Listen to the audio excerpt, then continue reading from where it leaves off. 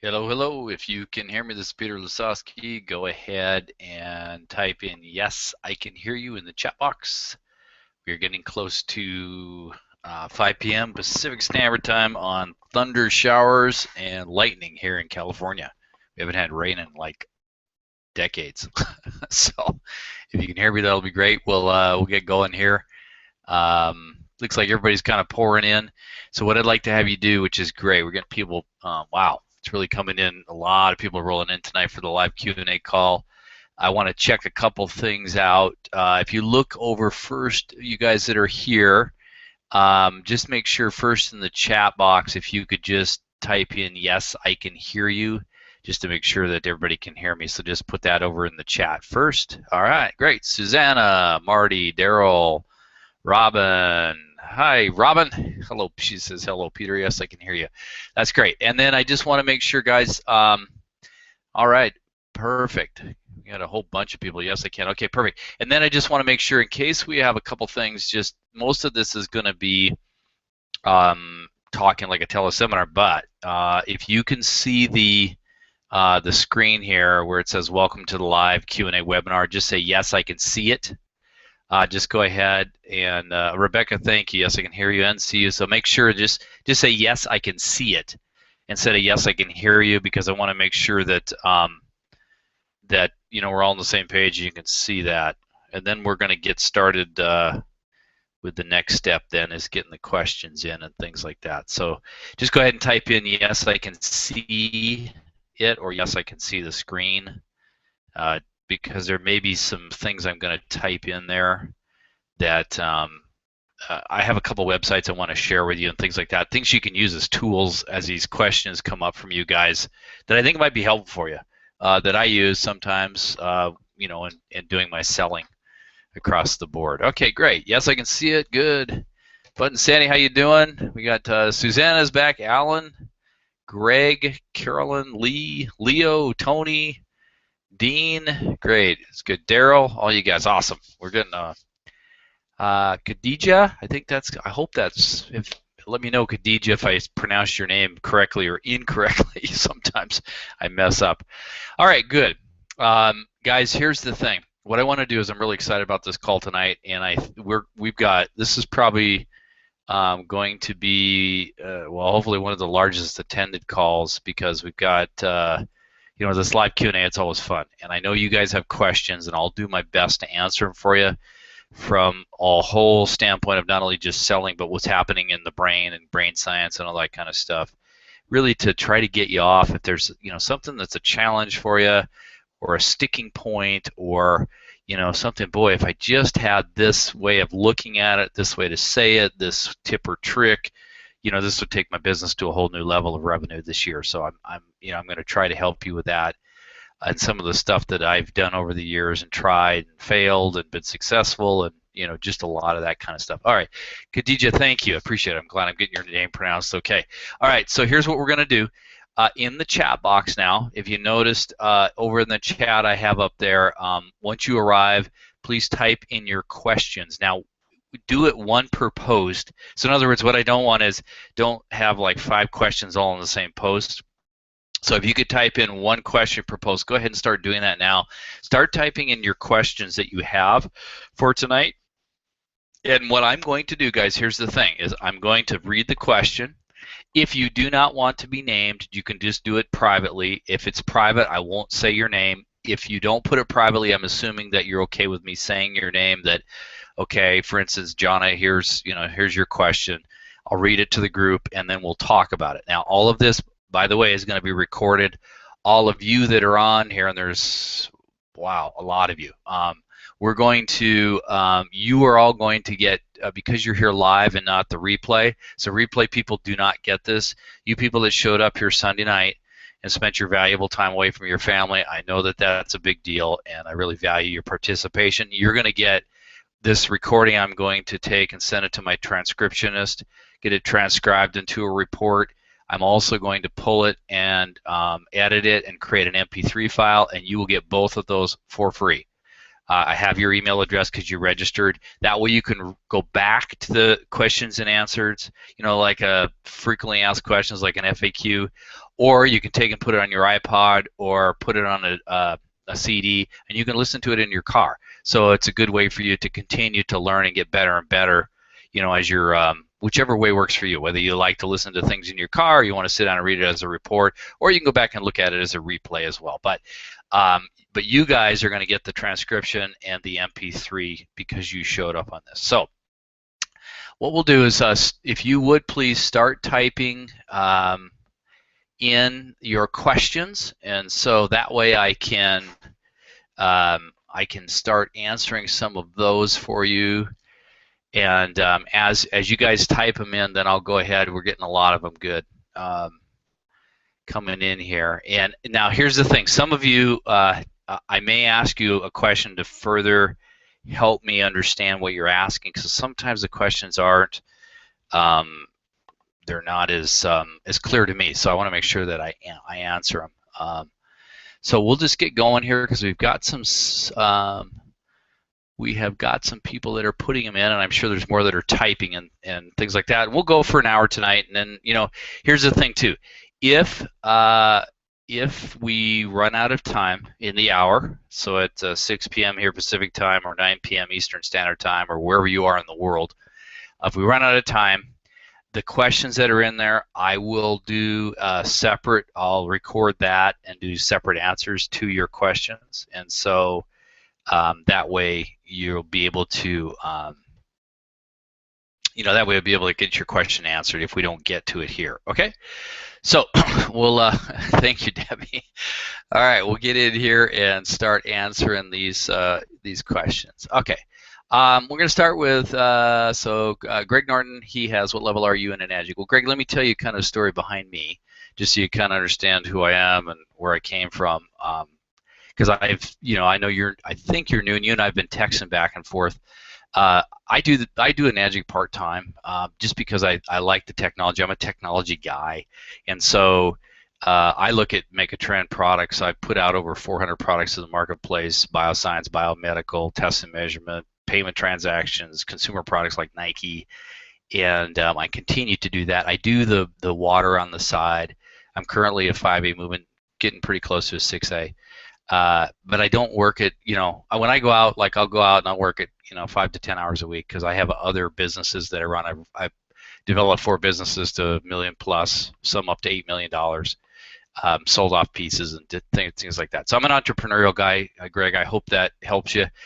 And what I've done is I use these things that I teach throughout, you know, all of my selling career over the last, I left the corporate world about 17, 18 years ago, and you know, basically went off, and I learned a lot along the way. And there's a whole story behind the crock brain selling formula that was related to neuroscientists that I met and all the stuff I did in the trenches. But you know, I love working with people. I love talking to people. I love helping people understand about selling and things like that. So I hope that answers your question. Okay, we get to the next one. Bud and Sandy, how are you guys doing? It's good to have you on the call. And their question is, and again, guys, if you have, when I ask these questions, you may go, yeah, but what about this? So if there's a question that builds off a question, go ahead and throw it in there, and we'll handle it as best we can.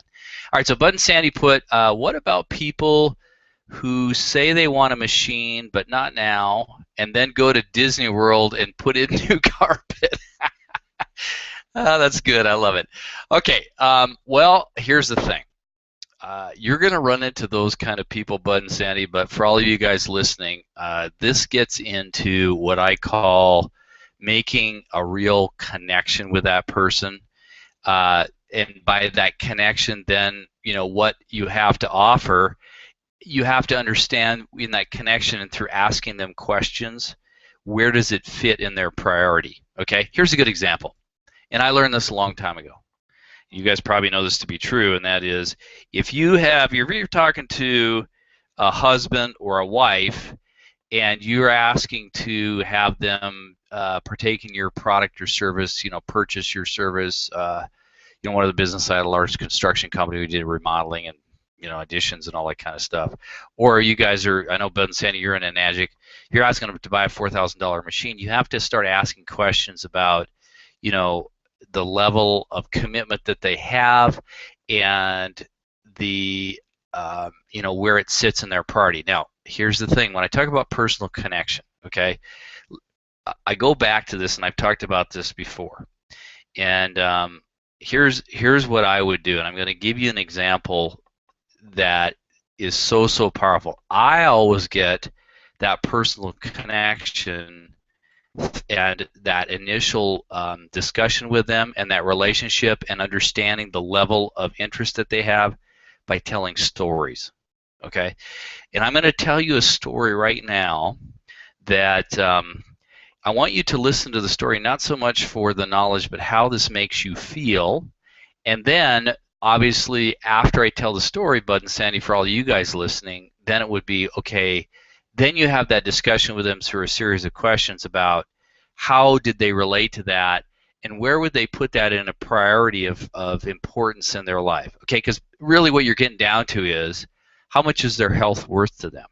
Okay, it's no different than when somebody buys a car with all the choices out there. If there wasn't a value placed on certain types of cars, like I said, even in the last webinar we had, no one would buy Rolls-Royce Ghosts, no one would buy Mercedes, everyone would buy a Yaris, and we'd all drive around in a cheap old little car. I'm not saying that you guys have Yaris's are bad, but I'm just saying people put value on different things, and I've talked about this before too, about you can use metaphors, price metaphors, value and trust metaphors, but I'm going to use a health metaphor, Bud and Sandy, just to I'm going to tell you this story to help you get an idea about how you can talk to people and then really understand where their priorities are in their health, because that's going to tell you.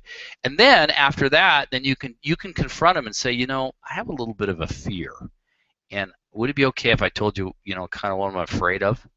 And then you're going to ask them, okay, I'm afraid that we're going to go down this pathway, and then at the end you're going to you're not going to buy, and maybe and you can even tell them, I had this other couple that they said they were going to be interested, and then they went to Disney World and bought new carpet instead of relying on their health. But you do that in sequence. So again, remember what you say and what you do is the process. So let me go into the story here. So let's say I don't know the people's names, but let's say the guy's name was Jeff. Okay, he didn't buy his machine, he went to Disney World and put in a new carpet. And you can say, hey Jeff, I want to tell you, let me tell you a story about Martha.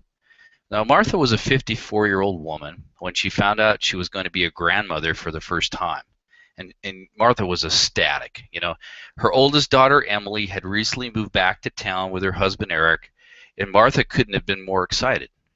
As you know, all new grandmothers are. She not only had her baby back in town, Emily, but now she had her grandbaby, who was a mere 5 minutes away. Life seemed perfect for Martha. Well, the weekend following the big move, Emily coming back into town, Martha began to notice a problem. And she and Emily were out riding bikes in the neighborhood bike path, and she couldn't seem to catch her breath. She didn't think too much of it, but as the week wore on, she felt extremely lethargic, and she began to have a persistent cough. And Martha just assumed she had picked up some kind of virus. We all get sick sometimes, and it made her think about how important it was to stay healthy, because the baby would be here in a mere 6 months, and she would want to spend as much time as she could with her beautiful new granddaughter. Well, 1 week ran into 2, which ran into 3, and she couldn't shake her lethargy or her cough. She finally broke down, and she went to see her primary care physician. Now, he sent her in for a few tests and a CT scan of her chest, and when the doctor called her the next day, she dropped the phone and she crumbled to a heap on the floor. It was stage 4 small cell lung cancer. Her prognosis was grim. She was given just 3 to 6 months to live, but the baby was coming in 5 months. Now her thoughts raced as to what options she had, and she made up her mind that day that she would fight it and fight it as hard as she could. She was determined to be there when they brought the baby home. Now, Jeff, I want to ask you a question. I'm not sure how many 54-year-old women, soon to be grandmas, that you know, but wouldn't it be important if she knew about a particular health practice or water that may be able to help contribute to her health or even contribute to her living a lot longer, to see her granddaughter and to be able to see her grow up, to see her graduate from high school, to see her have her first friends in elementary school, to maybe even see her get married, and so she could see her great granddaughters? Jeff, how important, I mean, can you relate to that kind of story? Now, if Jeff can't relate, obviously you missed the mark. But a lot of times, I mean, think about this, guys, is not so much about what that story was all about, but how did that story make you feel? I think while you're listening to it, you can really identify with Martha, and now the whole shock of, I'm not going to be around to see my granddaughter grow up, let alone be able to see her be born. Okay, so that puts things in perspective for people. Now, when I deal, this is not just for you, Bud and Sandy, with the water, magic water, although it'll work that way very, very well. I use these stories when I work with financial planners, or I work with people who, want to send their kids to college, or people who are chiropractors. The thing about it, guys, is I can't stress this enough. When you start with these kinds of stories, it really puts people, and you can even do it if you've had a serious health illness. That's even more compelling, because what you're doing is you're using a personal illustration of something that happened to you that you can relate to them, and then that story of persuasion, you can say, now, Jeff, how important is that to you based on what you heard, what happened to me, or based on what you heard happen to Martha? And then you can have a really good dialogue about where is their priority. Then after that, you can say, Jeff, the other thing too is, what didn't happen too long ago is I had a person that, they had tried the water, they said their health was important, and then when it came down to it, they spent the money going to Disney World and putting in new carpet, and I'm just a little fearful that, we're going to end up that way too. What are your thoughts about that?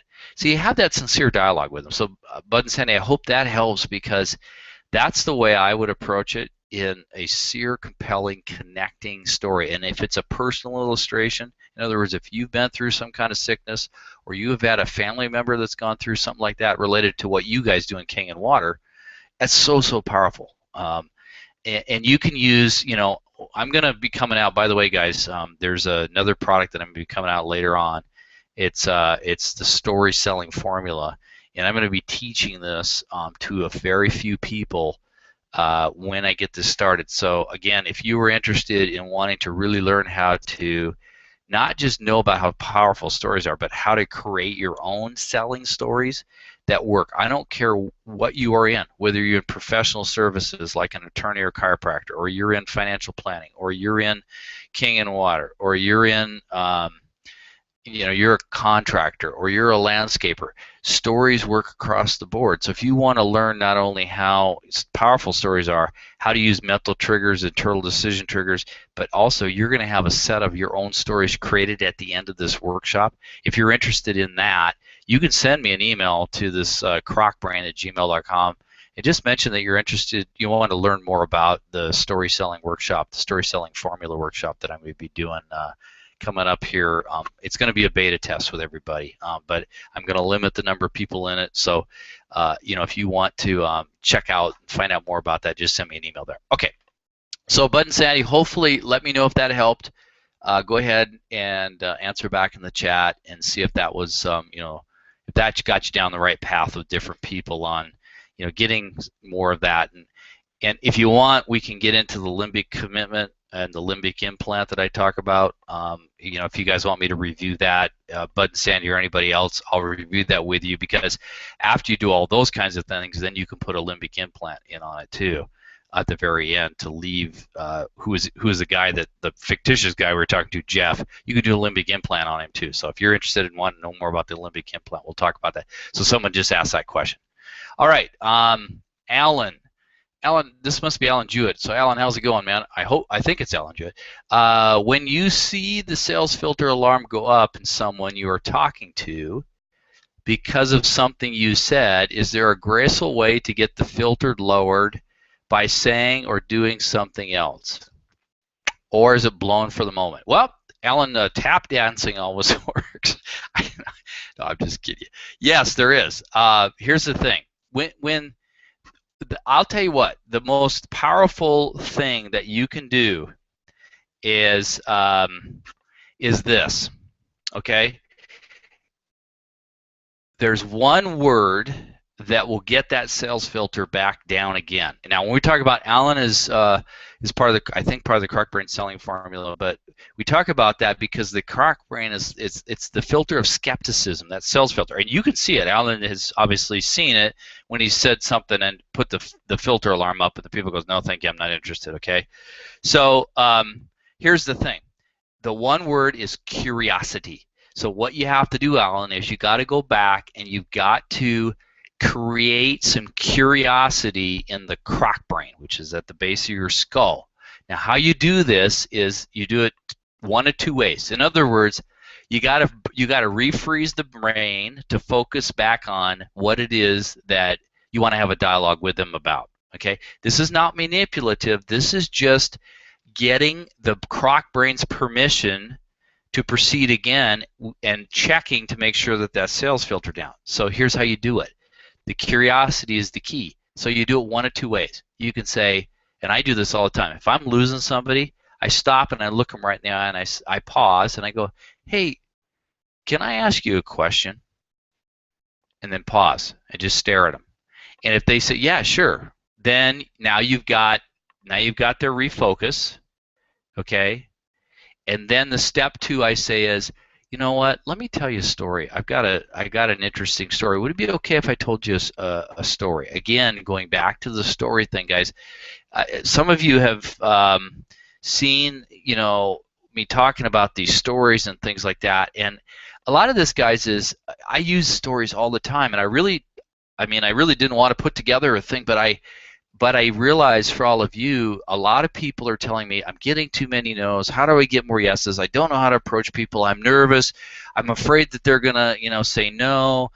I'm afraid that, you know, the sales filter is going to go up. Well, when you become an effective storyteller, and again, guys, that's why I'm saying I'm just pointing to this workshop, because out of the need for so many people, and I've been getting this now for the last several months, people are having these questions, and so I thought, okay, I got to put together something for all of you guys at workshop so that it's not just teaching you the power of stories, it is actually walking out at the end of that workshop. It's going to be 5 or 6 weeks, and we're going to do homework every week where you're going to have a set of stories that you created.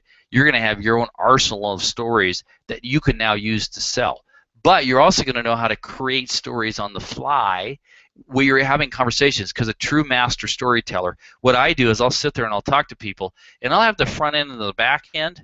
In other words, I'll have kind of the personal connection, and I'll have the lesson learned on the back end. There's different kinds of stories to tell, you'll see. But the middle part, I tailor it to their particular situations and the questions I ask them. So it's always they can really personally relate. So Alan, to recap, curiosity is the thing that will keep that sales or bring that sales filter back down on the Croc Brain. You do it by that brain freeze interrupt. Hey, can I ask you a question? Pause until they say yeah, and then you say, hey, would it be okay if I told you a story? I've got a really interesting story. And then go into a story. Now, here's the thing, Alan. When you learn how to do this and you're approaching people with small conversation, and then you break into the stories, you won't have this problem of the sales filter going up. It's just a matter of really the skills, Alan, of knowing what to say. When you know what to say at the very beginning when you start out, typically, unless someone's having like a really bad day and they're just, they're just not there, you're not going to have that problem where the sales filter is going up. Okay, so Alan, let me know if that helped, if that is what you were looking for there. But that's I use go back to the curiosity and hey, can I ask you a question? That's a great brain freeze interrupter. Is really good. All right, David. David asks, what are some non-threatening and positive ways to close the sale? Okay, non-threatening and positive ways to close the sale. Okay, so David, if I don't get this, the way you're looking for, or I didn't quite understand your question, then please rewrite, and I'll, as we go up the thing here, I'll make sure that I come back around on that. Okay, so okay, there's a couple ways to close sales, and it depends on how good you were at creating that commitment up front. Okay, first of all, it starts before you even make presentations, before you do demos, before you do anything. This is what I call the limbic commitment, David. So when you are talking to people, okay, and I don't know, David, what maybe you can share with me, kind of, because we have people from all different kinds of businesses here, including people from Enagic. That was the first group that I started working with, but we have a bunch of people on here from all over the world now. So if you could let me know kind of what line of work you're in. But here's the thing, the limbic commitment, okay, in the world of, the Kroc Brain selling formula and brain sciences selling, you got to keep that skepticism sales filter down. That's the Kroc Brain sales filter. Once you're in, then you're going into the limbic system. The limbic system is the emotional based part of the brain that stores associative memories. Okay, now you need to get some kind of a commitment prior to you presenting anything. So the commitment goes like this. Okay, if you want them to, here's an example, if you want them to make a decision, and what you've done before all this, okay, and this is what good salespeople do, is they will sit down, or in a separate meeting or before the presentation starts, they will ask some very key questions about what it is, why are they even there, what are the people looking to accomplish. In other words, what challenges that they have, and then the good salesperson, typically on a whiteboard or an easel, will put, okay, so you have these challenges, and then the product that you have or service you have will give the possible solutions. So the limit commitment would be something like this: is, you told me you had these particular challenges, and you state the problems that they're having. Now, if I can show you, okay, if I can show you in this presentation or demonstration that I can handle and solve each of these things, at the end of the presentation, are you willing to give me a yes or no? Because either answer is good, and no is just as good an answer as yes, but are you willing to tell me, no, I'm not interested? Yes? And get them to say, yes, I'm able to tell you no. See, the problem, David, we have, and a lot of you guys listening is, and this is true, this is not just in America, because I used to travel all over Asia, and I know for some of you guys have been in Asia, they don't like to lose face. They have 7 degrees of yes. There is no such thing as no. When you go to Japan or China or those places, it's all about, because they don't want to lose face. Well, in America, we don't have that. What we have is called a white lie. So in other words, we don't want to tell a person no, so we'll lie to them. And we think it's okay, that lying's okay, the white lie's okay. They'll tell you they're interested now, and that kind of, Bud and Sandy, it relates to kind of your thing a little bit too, because you didn't get into that commitment up front. So I don't know the total conversation, but I'm guessing that person told you a white lie that they were interested when they really weren't, because obviously actions speak louder than words, and they express it through Disney World and new carpet. So, but you want to get that commitment of a yes or no before you even do any kind of presentation, whatever your product or service is that you're working with, David. Now, let's say that, and this happens to all of us. Again, you guys, everybody is practicing, and I'm always out there in the trenches practicing, talking to people, trying things, seeing what works, seeing what doesn't work. But if you get across something that doesn't work, and you get the age-old question, the age-old statement of, I got to think about this. It's quite a bit of money for an investment. Or you probably heard this one too, David. I have to talk to my husband or my wife, before I make a decision. So when you're at that point, you can't be combative. there's no way you're going to close them at that particular time. So what you do is you do what's called a limbic implant. And remember, and again, the Croc Brain Selling Formula, I get into this in really a lot of detail. And again, if you don't know about that, if you want to send me an email and say, hey, I'd like to learn more about the Croc Brain Selling Formula, just send me an email to crocbrain@gmail.com. But what you need to do is the limbic implant, and that is you say, let's say the guy's name is Paul. You say, hey, Paul, you know, that's great. I know you got to talk to your wife. You take all the time you want. So in other words, you got to agree with them, because that continues to keep that sales filter down, because you're not trying to be a pushy salesman. As soon as you are, you know, like Alan was talking about, sales filter is going to go up and you're done. So you say, but here's the thing, Paul, would you do me a favor? Now you pause and you stop until he gives you a commitment and says, yeah, what is it? You say, well, Paul, you know, you told me that you commute, you go to work every day, whatever his job was, because you found out in chit chat. You say, Paul, when you're jumping in your car, you're pulling your car out of the garage every day and you're commuting to work, I want you to think about what we talked about as it related to, the things that were important to you, and how this product can satisfy those things that are important and get you what you need. In other words, I talk about that in that's part of that treasure, and satisfying the treasure, or what they really treasure, or in storytelling we call it the core desire or inner dialogue. And the inner dialogue is, you have things, David, and everyone on this call, you have things that are going on in your head all the time. These are things that are your desires, and you'll know what your desires are, because if you, in the workshop, I'm going to have you guys answer, if I could just, and whatever it is in the form of a question, that is a core desire, and it's usually connected to what's going on in their inner dialogue in their head. So your job is you enter into that inner dialogue and you connect with that that's already going on. It's very hard to create a new inner dialogue, and I talked about this in the last webinar. Coke does it, right? Coke, the inner dialogue is Coke buys what? Happiness. But Coke spends hundreds and hundreds of millions of dollars to create that inner dialogue in your brain, which is called brand. We don't have enough money and time to do that, so we have to enter into the inner dialogue that's already going on. So, David, what you do is you say, Paul, while you're driving to work, I want you to think about this, and it's whatever that inner dialogue was that you connected to, the things that they treasure, what their core desires are, that's connected with your product. You say those things and say, look, just think about that, and when you're ready and you've talked to you and Ann have talked and things, and you're ready to give me a call, I'll be around. So you leave it with that. Now what happens is, it's just, David, it's just like the song that pops in your head that runs over and over, this limbic implant. What happens is that's going to start popping up in Paul's head while he's driving to work every day. And he's going to start thinking about what you said. That's going to lead to more discussions with his wife, Ann, which a lot of times what will happen is you will get that call. I mean, I'll tell you a real life story. I had a lady that told me this story.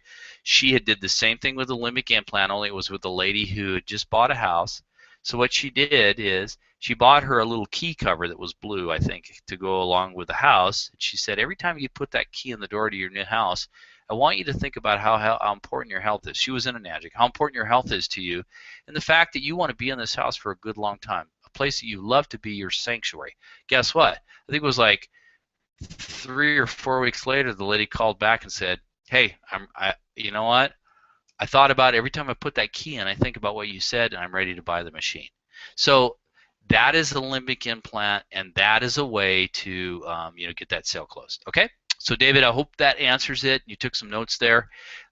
You want to do the limbic commitment prior to doing all your stuff, and then if it doesn't work, then you can do the limbic implant as a way to close the sale. Okay? There's some other ways to come back around to validate their inner desires and core desires, and there's ways to do that with story too as well. Okay, but we spent a lot of time on that on a particular answer for you, so that'll give you a couple tools that you can take away and start using this next week. Okay, Lee, how you doing, Lee? Lee has a question: how to keep people interested and not fizzle out? Okay, Lee, I I'm not sure if that's like you have your downline of people, if you're like in a network marketing thing or a Nagic or something, I'm assuming. But if that's what it is, and keep people interested and not fizzle out is, that is really a personal connection, okay? And finding out when they are just starting to work with you is in duplication. There's a couple things that need to happen, and I don't care whether this is in direct selling, in a Nagic, in network marketing, in your own outside sales force in a business, okay? You have to be there and you have to demonstrate with them, and you have to, I work with my people, I go out in the field with my people and I talk with them. If I'm going to bring someone on my sales team, I go out with them and I show them, okay, now this is what we're going to do today. Watch how I ask questions. Then I'm going to have them doing and demonstrate the ability. I also get on the phone with people and I work with them to teach them how to create stories, how to talk to people, and so they know that I am serious about helping them get what they told me that they treasured when I went through what I call a 10-minute sort, which I ask, what do you want more of in life? What do you want less of in life? That is true for commission salespeople, as it is for people in network marketing, as it is for people in an Nagic. But when you find out, you have to go back to and continually connect with what they told you they treasured, okay? And then you have to work with them directly. So a lot of times people fizzle out because they feel like they're out there on their own. They are not getting any help. And I'm not saying this is you, Lee. I'm just saying a lot of people in network marketing don't get that, and they leave their people alone because they think they're okay and they know what to do, and they don't.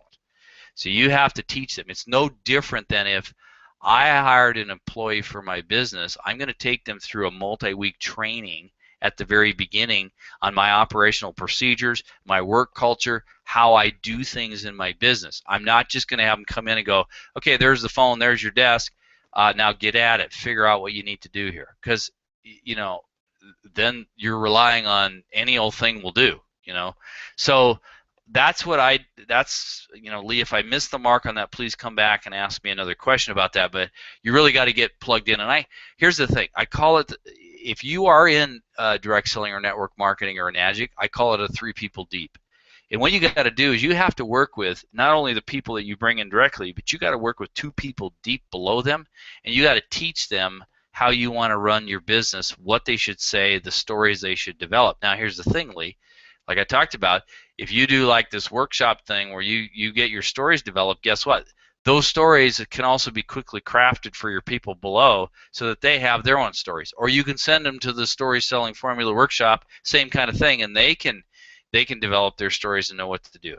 But you have to help. You got to plug in with them, and you got to be there side by side with them and know that they know that you're in the trenches with them, working with them every day. Okay. All right, Lee, so I hope that answers the question. All right, Beth, how you doing, Beth? Beth is, let's see, she has a question here. How to recapture those who drank the water and liked and wanted it, but I lost them for some reason?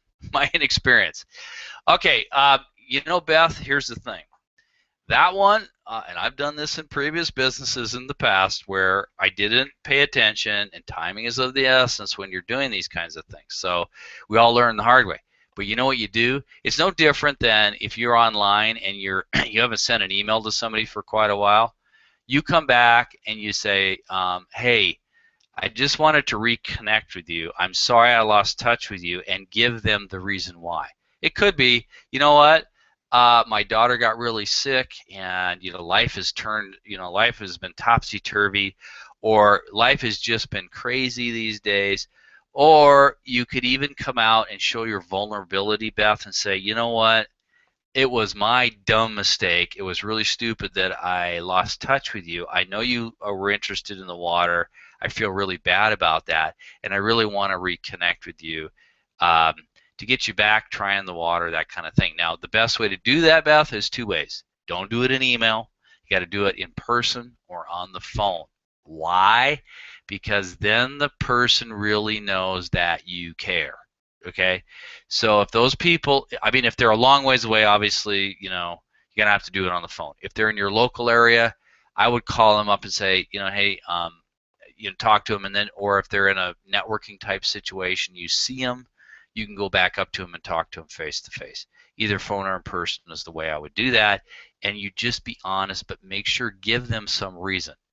And the reason could be is that, you know what, I was inexperienced at the time. I didn't pay attention to what I was doing. I feel really bad about that, and I want to make it right for you. Okay, so that's what I would do, Beth. Hopefully that answered your question. If it didn't, come back up and ask me another one. Okay, all right. Let's see, David. I don't know if this is the same David or different David. So David has, let's see here. We're going to go to his. David says, what are some of the best ways to invite a person to an event to obtain a commitment to attend so they will show up? Okay, so this gets into another form of limbic commitment. I'm going to give you guys, this one works really, really well most of the time. Now you got to remember, David, I'm assuming you're in America, and so because white lies are so embedded in our culture, and we think they're so okay to tell, and we tell them all the time, that even if you do this, sometimes people are still not going to tell you the truth. But at the end of the day, if they don't, that demonstrates their ethics and integrity. And do you really want to work with those kinds of people, especially if, for an event, if you're having them come in on your team as a business builder or a salesperson? Like if I'm interviewing a salesperson for my team, and they show up late to an interview, or they don't have their resume, or they don't tell me the truth, what do you think? Do you think I'm going to hire them? No. Okay, it's no different than these people. You are interviewing them as much as you're wanting them to come. So you're going to test this out. So here's how the limbic commitment goes, David. You say this. You say, let's say the guy's name is Jesse that you're talking to. You say, hey, Jesse, I got a question for you. You say something to the effect of, Jesse, you ever had a situation where, like on a date or a meeting or something, you got stood up? And Jesse's going to say, yeah. And you're going to say, Jesse, how'd that make you feel? Okay. Now, we're doing that because, now this is a limbic type thing. You want the associative memory with the emotional charge to it, because everybody's been stood up, and you want to ask them how it makes them feel, because it brings up that emotion again. So you say, hey, Jesse, you ever had a situation where, like in a date, on a date or a meeting, you've been stood up? And they'll say, yeah, because everybody has. And you say, well, how'd that make you feel? And they say, well, that made me feel crummy, or that ticked me off, or that pissed me off, or whatever they say. And you say, well, Jesse, since you have been stood up and you said that it doesn't make you feel very good, then I'm assuming that you're going to show up to this meeting on time and not stand me up either. Is that correct? And then he's going to say yes or no. Now, if he says no and says, he won't say no, but he'll say, well, David, I really wasn't that interested in this anyway, and I appreciate your time. He's gonna tell you no right there. But it's better than getting no there than not having him show up and you wonder, well, what happened to this guy? Okay. Now, if he says yes, okay, then if he doesn't show up, he's showing that he doesn't have ethics and integrity, and you don't want him on your team anyway. Now, backing up one step though, okay, here's the thing, and I stress this over and over and over again. So David, in case you have not heard this from me, there are 3 types of interactions you're going to have with people. There's suspects, possibilities, and prospects. Suspects are people who are nothing more than a name, phone number, and email address on a list. That's all they are. You haven't talked to them. A possibility is someone that you've talked to that said they're interested. Okay? And this is where most salespeople get tripped up. They think they're working with prospects when they're only working with possibilities. And I will tell you right now, from all my years of experience in selling, you cannot sell anything to a possibility or a suspect. Okay? You just can't. A prospect is someone that tells you why they want to try out or to see your demonstration for your product or service. And until they tell you why, they are not a prospect, and you can only sell to prospects. Okay, now, so here's an example of that, David. If you happen to be, and I'll just give an example of like King and Water for a demo. I had someone that came up, and I found out through talking with them they had a high cholesterol. And I said, wow, you have high cholesterol. How many years? 12 years I've had high cholesterol. I'm on medication. I said, really? The guy's name was Brian. I said, Brian, now let me get this straight. You've had cholesterol, high cholesterol for 12 years, taking medication. I said, what if I could tell you that if there's a way that we could get your cholesterol possibly back to normal? I can't make any claims, but by trying this water out, you can see if it does. And here's the thing, Brian. Would you be willing? Are you interested enough in your health? Is your health important enough to you that you try this water for 30 days and you go get a blood test and you prove it to yourself that your cholesterol came back to normal? Brian looked at me and he said, if I try this water for 30 days and my cholesterol comes back to normal by blood test, he said, I'm buying that machine. I said, okay, Brian, so you just made a commitment to me now that you're going to try this out, and if it gets you back to normal, that all you got to do is drink this water. You don't have to take all this medication, which, by the way, is pretty expensive. He goes, yep. I go, okay, great. So that's what we did. He bought a machine. So, again, that is getting that commitment, but what I did is I found out I turned him into a prospect.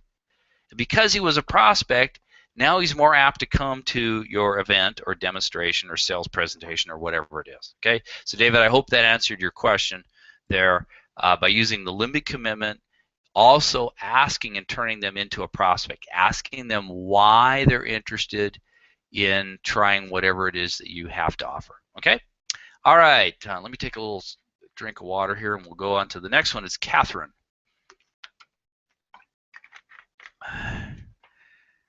All right. So Catherine says, or asks, how to get people to ask for purchase so it doesn't feel like I'm trying to sell them. Okay, so Catherine, that goes all the way back to the very beginning in starting the process of them creating the internal decision trigger to buy, not you selling them anything. So I've talked about these internal decision triggers, and again, it goes back to when you start that personal connection in the conversation starter with a story. This is why these stories, and you build one story on top of the other. And by the way, I think, Catherine, you're in King and Water, but if you're the demo, if you do the demo right, my demo is a series of like 4 or 5 stories. I don't do all these facts and figures and all this kind of stuff because, guys, the thing is, people don't make purchase decisions with their cortex. They don't make it with facts and figures and rational. They rationalize the purchase afterwards. People make purchase decisions with their croc brain and their limbic system, the sales filter, and emotion with associative memories. I've talked all about this with the dopamine dumps and the glutamate dumps and all the stuff that I've learned over the years and trying it out in the field in neuroscience. Okay, so you got to back it up, Catherine, and you got to. What you have to do, and this you may really benefit from the story selling formula blueprint that I'm going to be doing as a workshop.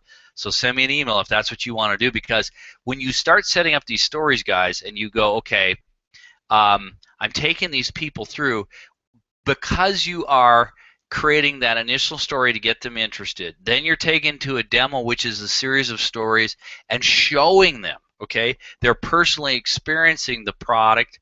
You're giving, Catherine, I think you're in the water. You're giving the person the water to try for whatever 3 to 4 weeks, so they can personally experience it for themselves. When they get to that point, if you've done it the right way and you've asked questions all along and said, now, remember I talked about the limbic commitment. If I show you that it can do this for you, are you interested enough to tell me yes or no at the very end? Okay, because you did it in the what to do, in the right process. In other words, you get that limbic commitment, yes or no up front. They're willing to tell you no at the end. Okay, then it's just a matter of which way are they going? Are they buying or are they not buying? It's not this awkward weirdo stuff where you're not sure when to ask for the sale, and you then decide, and you call them, and you text them, and you email, and they don't answer their phone, and they don't return your text, and they don't respond to your emails. And now it's this weird, awkward thing like you feel like you're a stalker because we didn't do it right up at the very beginning. But I'm telling you guys, if you're doing this the right way, there is a process that you go through. And when you start with the conversation starters and the personal connection and the stories and the demos or sales presentations, and you're doing the limbic commitment, then you're having the trial phase and you're taking them through all of this. In the story, when I talk about this, there's a whole thing we're going to go through. It's called the hero's journey, which is actually, I didn't create that. That was from Joseph Campbell. Joseph Campbell, amazing, amazing fella that passed away in '87. I was introduced to him at about '81. But he talks about the hero's journey. Star Wars is a hero's journey thing. But people go through a whole process of known to unknown. In other words, anything that they're buying from you, you are taking them from their known to unknown because you're asking them to spend some of their money, which is an unknown thing, and they're not quite sure if what you have to offer is really legit, it's going to work. So you're the herald, and then you have this story where you're calling them to an adventure, into action. Then you take them into a new awareness about what this could do for them. Then you go through a transformation story. And you actually, in that transformation story, guys, this is where you guys that are in King and Water, the transformation story, you're demonstrating how to get the results that they're looking for by teaching them how to use this water. And then the last piece of the story is you're going to go through what I call the ownership experience and the blueprint solution. In other words, I let them play with all kinds of the different waters, but if I was in my construction business, I would let them play with materials, with textures, with colors, to get them to taking ownership of the solution. In other words, I'm not selling them anymore, they are buying themselves. And what happens is they go through a realization, and the realization is the internal realization propels that internal decision trigger because it connected with their internal dialogue that was going on already in their head, which was their core desire. I know this all sounds like holy smokes, but when you go through it step by step by step, like I'm going to show in the workshop, these stories are very, very powerful. And I'm telling you guys, this is the way that a lot of people who have made hundreds of millions of dollars in businesses or millions of dollars in businesses and small businesses like myself and a lot of other people, this is how we do this. We craft these different stories, okay?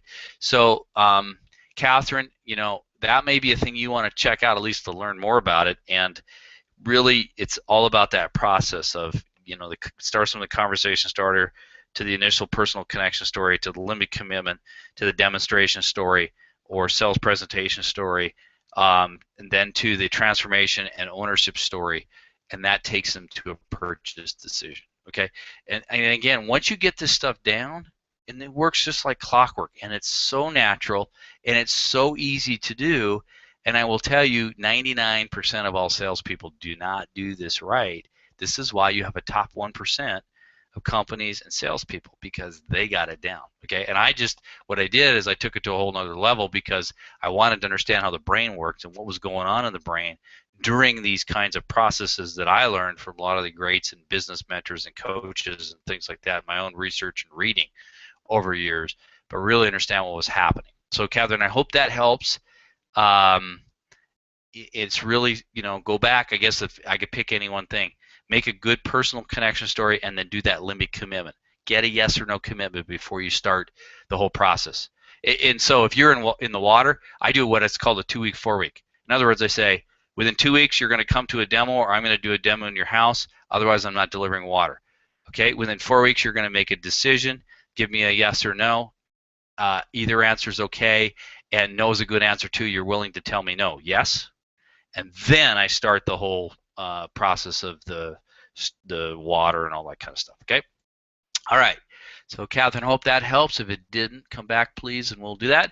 Margaret, how do you overcome a price? It is a sticker shock. Okay, this is a great question of all time for all salespeople who sell anything, unless you're selling a pack of gum. If you're selling a higher ticket item, these are higher priced items that are, you know, several hundred to a few thousand to a few $100,000. And I've sold all price ranges in between. I've sold, you know, remodels that are 150, 200,000 a pop. Okay, so the thing about it is, the overcoming the price is all about the story, but I call this is where you get into metaphors, okay?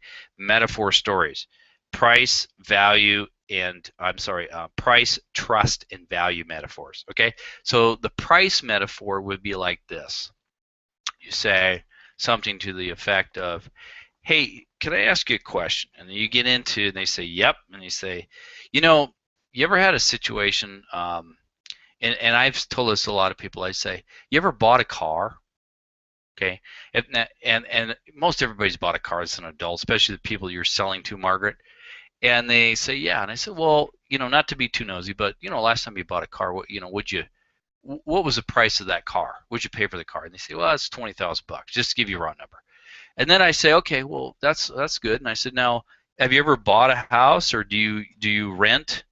Do you rent? And do you have a rental payment or a mortgage payment? And they go, yeah, because everybody's got to have a roof over their head unless they're homeless. And I say, okay, well, so what's your mortgage payment? They say, well, it's about $1,150 a month. And I go, okay. So I say, so let me get this straight.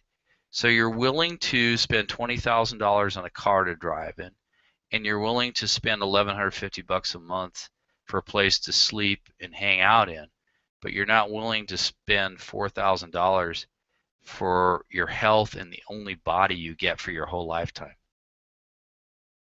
And I just look at them, and they go, wow, I never thought about it that way. You see, that's a price metaphor, okay? So because metaphors are making a connection between two things that are unrelated. So cars, houses, and the King and water machine, if that's what you're doing, or those kinds of things, is whatever you're trying to sell, you're making that price metaphor.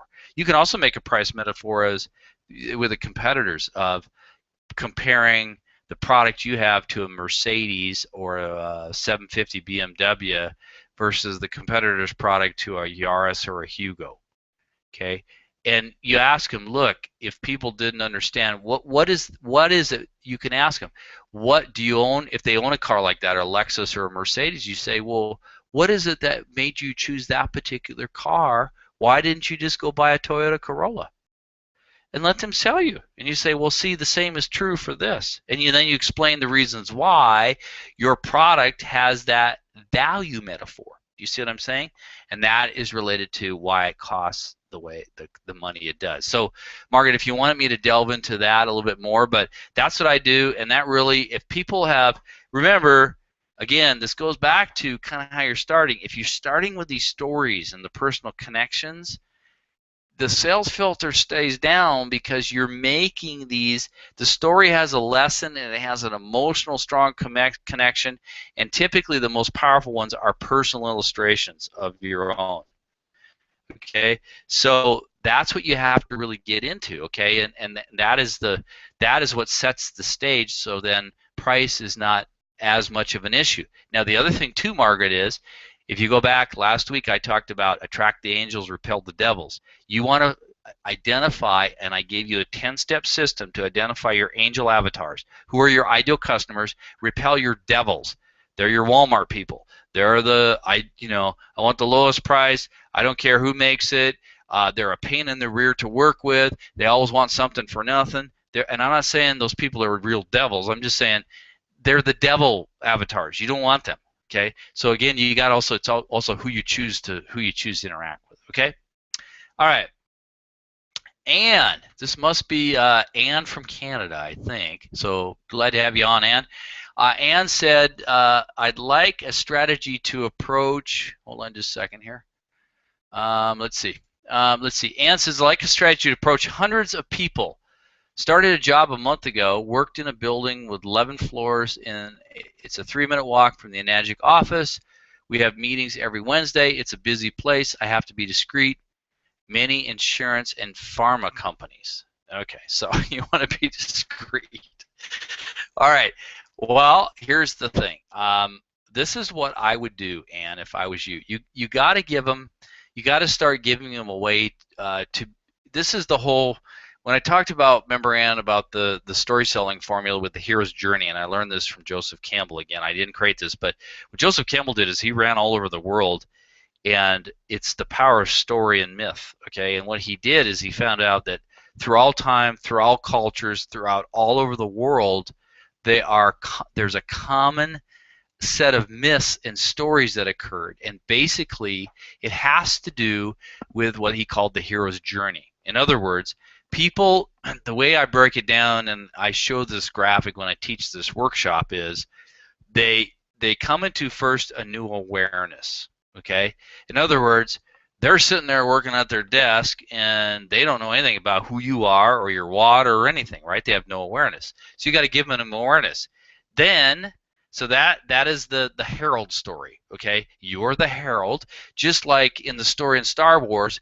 You remember, and I talk about this in the workshop too, right? Think about it. Luke Skywalker, right? He's up on planet. You guys all seen Star Wars, I'm assuming. He's up on planet Tatooine. He's called a reluctant hero because he doesn't want to go. He's with his aunt and uncle, and he's goofing around with robots and repairing them and all this stuff. And who comes? Obi-Wan Kenobi comes, right? And talks to him and says, Luke, you know, you got to come. We need your help. You're a Jedi Knight, da-da-da-da-da, right? And then what happens is, right, he doesn't go. He's a reluctant hero. So who comes? Darth Vader and his stormtroopers. And what do? They kill the aunt and uncle. They burn down his house. So he's forced to go. He's forced to cross the threshold to go from known to unknown. Now, your people, there's different kinds of people. They may not be the reluctant hero. There's different types of people in the hero's journey.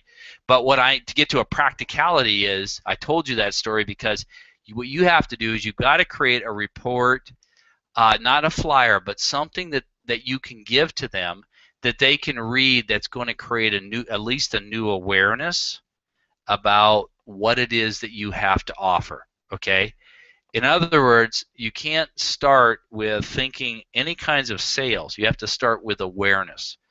And that's going to start the whole thing. And you cannot have transformation or ownership until you have awareness, all right? So what I would do as a very first step, and Ann, if you want to send me an email sometime this week, I can help you with that. But what you're going to want to do is create a simple report that really gets them to think about, maybe I should find out a little bit more about this, okay?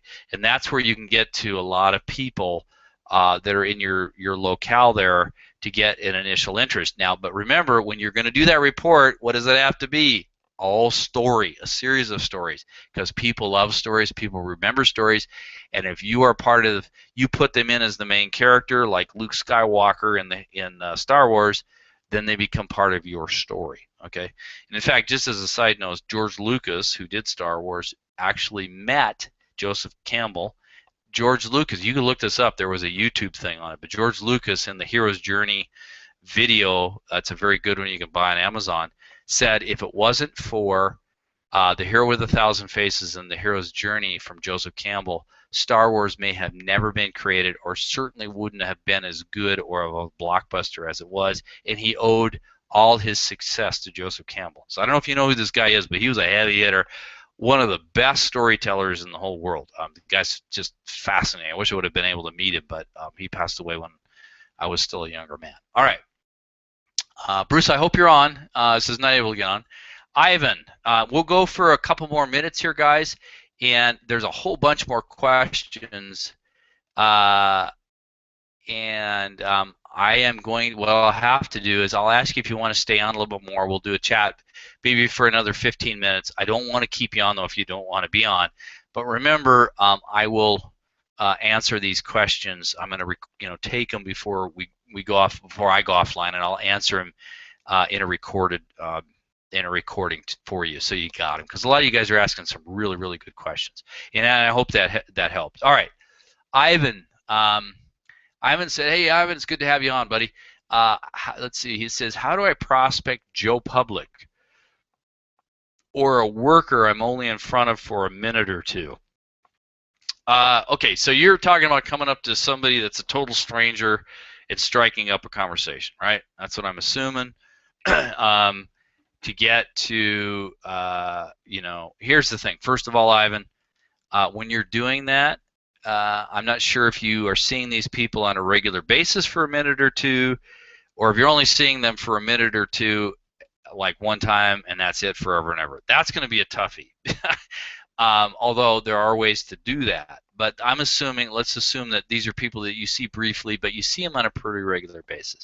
So the whole idea, Ivan, first of all, is striking up these conversations is not about getting them, and I know you're in an adjunct, it's not about getting them into an adjunct, or it's not about selling a machine to them, okay? So if you're thinking about coming at it that way, change your focus. The focus is getting them to warm up to you and to be able to have a conversation. So when you're coming up to, let's say, you coming up to a lady named Sarah and you meet her for a minute or two and you notice that she has a handbag. It's you know what, a very nice handbag. I don't know a lot about purses because I don't buy them. My girlfriend does, but but you say, you know, wow, it's a really beautiful handbag, and you say, you know what, I have a really interesting story I want to tell you. I have a sister. Her name is Debbie, and now this is a true story about me. If I met a lady, because my sister makes custom purses, I say, you know what, I want to tell you a really interesting story. It's kind of uncanny. I have a sister named Debbie. She makes these custom purses, and they're customized, and they're beautiful, and they have, you can have your own kind of picture on them. But they're, I always notice women's handbags just because, you know, I know my sister makes these all the time, and that starts the conversation. Sarah may say something like, "Oh, really? That's kind of cool. Does she have a website or something?" You go, "Yeah." So you could check her out here and get the website, and then I would just say, "Hey, you know, it's really nice talking to you. I hope we run into each other again sometime." And she'll probably say, "Sure." Okay, that starts the initial conversation. Then you take it another step and another step, and you're starting to develop these stories. Now, as you're getting, you got to remember, you got to start asking Ivan, you got to start asking Sarah some questions, because you got to start knowing about her and her life. Okay, and you may say, so in the next conversation, Sarah, where do you know, maybe it's a big building, where do you work around here, or do you live like close by, or Sarah, do you do you have like you may say, I came from a large family. You know, Debbie was, you know, one of 5 kids, and I say, do you come from a large family? She goes, oh yeah, I got brothers and sisters. Would you have like family around you right now? And she'll say, yeah, my mom and dad, but they're not doing so well. They're getting older. You say, well, oh, well, so what do they? Are they? What do they have? Some kind of a health condition? She may say, yeah, my dad's got really bad diabetes. Now you see what I just did? I transferred into kind of what you're trying to sell based on that conversation. But you do it, you think about it, it's a process over a series of these. If you're seeing these people for a minute or two just frequently, you're dropping little stories here and there, little connector points to move towards that which they may be interested in hearing more about what you have to offer. But you got to feed it to them in little bits and pieces. You can't come and puke up on them, because you'll scare them to death and they'll run away. Okay, so Ivan, I hope that helped. Okay, let's see. We're gonna do. We got a whole bunch more questions here. We could go on for hours, but that's okay, because I'll answer these. I'll get these out tomorrow. Let's see. I'm gonna do a couple more here, and I don't know what yes now means, but I guess maybe you can clarify that. Okay. Catherine asks, what is the best way to approach people purchasing RO water? This is reverse osmosis. We call it dead water. You can, you know, if they purchased the whole system now, again, the best way is to tell them a story about why. I have a story to tell you about why we call reverse osmosis water dead water. Okay, and then you proceed to tell them the story of the fact that it takes out all the minerals and what that does to your body. But you're doing it in a story, not in facts and figures. Okay, so that's what I would do with reverse osmosis. Now, here's the thing. If they've installed the whole system recently, that's going to be a little tougher sell, because they just spent several $1,000s doing that. But if it's been a while, then you can come back looping around to, you know, there might be a little bit better water for you to be drinking that's better for your health.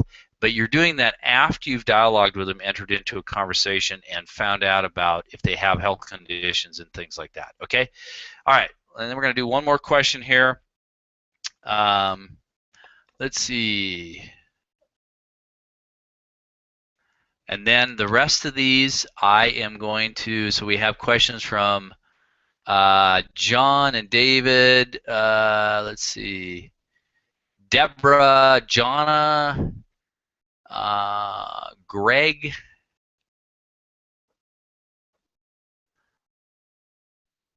Okay.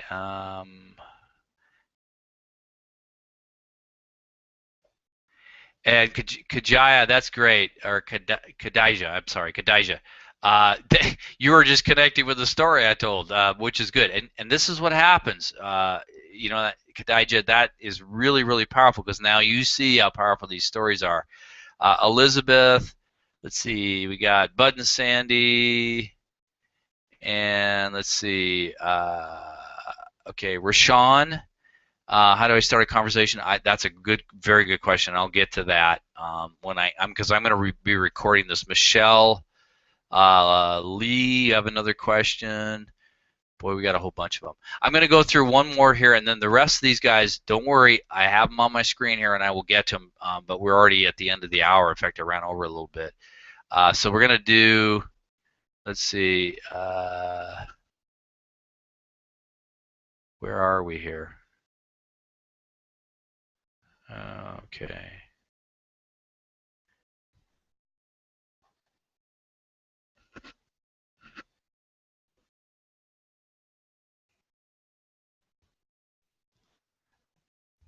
Okay, I think I was here at Alan's. Okay, so this will be the last one for tonight, and then I'll answer the other questions.